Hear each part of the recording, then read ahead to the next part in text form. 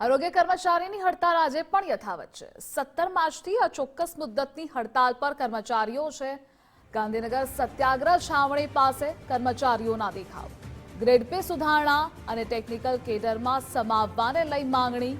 ખાતાકીય પરીક્ષા મુક્તિની પણ માંગણી કરવામાં આવી।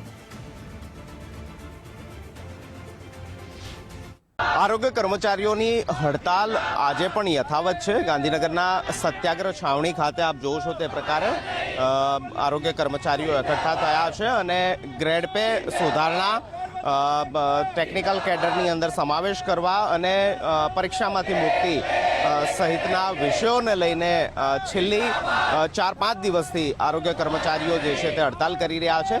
17 માર્ચથી ચોક્કસ મુદ્દતની હડતાલ પર આરોગ્ય કર્મચારીઓ છે અને તેઓની માંગ છે કે તેમની માંગ જ્યાં સુધી નહીં સ્વીકારાય ત્યાં સુધી તેમની આ અચોક્કસ મુદ્દતની હડતાલ યથાવત રહેશે। 17 માર્ચથી આપની આ હડતાલ આજે પણ યથાવત છે। સરકાર સાથે વાટાઘાટો પણ નિષ્ફળ થઈ। ક્યાં સુધી આપનું આ આંદોલન જે છે તે ચાલુ? જ્યાં સુધી અમારી જે મુખ્ય જે બે માંગણી છે કે અમને ટેકનિકલ પગાર ધોરણ આપે, બરાબર, અને જે ખાતાકીય પરીક્ષા છે એ રદ કરીને અમને જીઆર ઠરાવ સાથે જ્યાં સુધી નહીં આપે ત્યાં સુધી અમારી હડતાલ યથાવત જ રહેશે।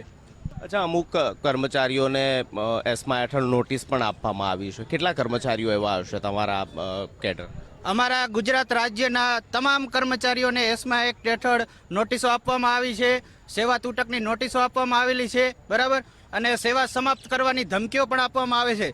સેવા સમાપ્ત કદાચ થઈ જશે એની અમને ચિંતા નથી, બરાબર, જ્યાં સુધી અમારો ટેકનિકલ પગાર ધોરણ નહીં મળે, અમને ખાતાકીય પરીક્ષા રદ નહીં થાય, આ જે અમારી જે મુખ્ય બે માંગણી છે, જ્યાં સુધી એના જીઆર ઠરાવ નહીં થાય, જ્યાં સુધી અમારા શરીરમાં પ્રાણ છે ત્યાં સુધી હડતાલ ચાલુ જ રહેશે। અચ્છા, અત્યારે કયા ગ્રેડ કે કેડરની અંદર તમારો સમાવેશ છે અને હવે પછી કયા કેડરની અંદર કે ગ્રેડની અંદર સમાવેશ માટેની તમારી માંગ છે? શું પગાર ધોરણની અંદર ફેરફાર?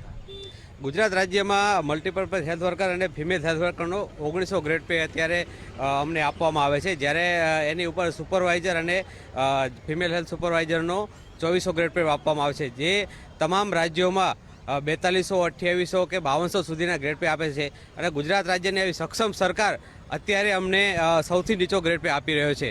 અત્યારે અમારી માંગણી મલ્ટીપર્પઝ હેલ્થ વર્કર અને ફિમેલ હેલ્થ વર્કરની 2800 ગ્રેડ પેની છે અને સુપરવાઇઝરની 4200 ગ્રેડ પેની છે।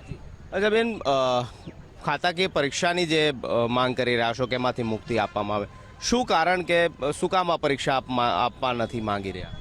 ખાતાકીય પરીક્ષા અમારે હોય જ નહીં હેલ્થ ડિપાર્ટમેન્ટ વાળાને, કેમ કે ખાતાકીય એક્ઝામ તો એ લોકો આપી શકે જે તલાટી હોય, ક્લાર્ક હોય, અને એનો જે સિલેબસ છે, જે એક્ઝામ છે, એ અમારા લેવલની પણ નથી કે હેલ્થ ડિપાર્ટમેન્ટ વાળા। અને અમે લોકો જે વર્ક કરીએ છીએ એ ટેકનિકલ વર્ક કરીએ છીએ, ઇન્જેક્ટેબલ આપીએ છીએ, હોસ્પિટલમાં વર્ક કરીએ છીએ, વેક્સિન આપીએ છીએ, ભાઈઓ અને બહેનો આભા કાર્ડ બનાવે છે, આયુષ્માન કાર્ડ બનાવે છે, તો અમે ઓલરેડી ટેકનિકલ વર્ક કરીએ છીએ, એટલે અમારી માંગણી પડી છે કે અમને ટેકનિકલમાં સમાવેશ કરે। ખાતાકીય એક્ઝામ આ વસ્તુમાં આવી જ ન શકે, કેમ કે અમે હેલ્થ ડિપાર્ટમેન્ટ વાળા છીએ, જેથી અમે ખાતાકીય પરીક્ષા રદ કરાવવા માંગીએ છીએ। અચ્છા, સરકાર એ પ્રકારની વાત કરે છે કે આપની જે સર્વિસ જે છે તે આરોગ્ય સાથે જોડાયેલી સર્વિસ છે અને આ પ્રકારે હડતાલ કરીને આપ બાનમાં ન લઈ શકો, એટલા માટે એસ્માનું શસ્ત્ર જે છે તે તમારી સામે ઉગામ્યું છે। ક્યાં સુધી હડતાલ ચાલુ રહેશે અને સરકારના આ તર્ક વિશે તમે શું કહેશો કે ભાઈ તમે આરોગ્ય કર્મચારી થઈને આ પ્રકારની હડતાલ કરવી એ અયોગ્ય?